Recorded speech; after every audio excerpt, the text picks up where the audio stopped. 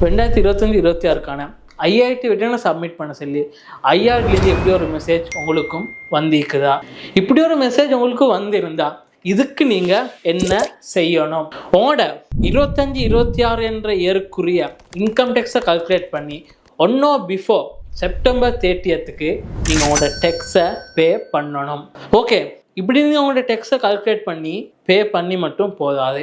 அதே போல் நீங்கள் அதுக்குரிய ரிட்டர்னையும் ஐஆர்டிக்கு சப்மிட் பண்ணணும். உங்களோட ரிட்டர்னை பிஃபோர் 30th நவம்பர் ஃபைல் பண்ணணும். அதாவது நீங்கள் உங்களோட ரிட்டர்னை ஐஆர்டிக்கு சப்மிட் பண்ணணும்.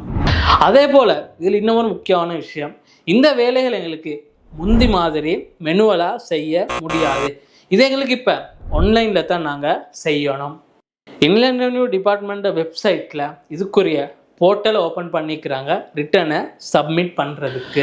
ஆகவே நீங்களும் இது மாதிரி உங்களுக்கு ஒரு மெசேஜ் வந்திருந்தால் உங்களோட இன்கம் டேக்ஸை இப்போவே கால்குலேட் பண்ணி இப்போ அந்த டேக்ஸை பே பண்ணுறதோட உங்களோட அதுக்குரிய ரிட்டர்னையும் சப்மிட் பண்ணுங்கள், கடைசி வரைக்கும் இருக்காமல். அதே மாதிரி இதை நீங்கள் இந்த உங்களோட டேக்ஸையும் உங்களோட ரிட்டர்னையும் உரிய டைமுக்கு சப்மிட் பண்ண தவறினா அதுக்கு உங்களுக்கு பெனால்ட்டியும் ஐஆர்டியால் அடிப்பாங்கன்றதை நினைவில் வைத்துக்கொள்ளுங்கள்.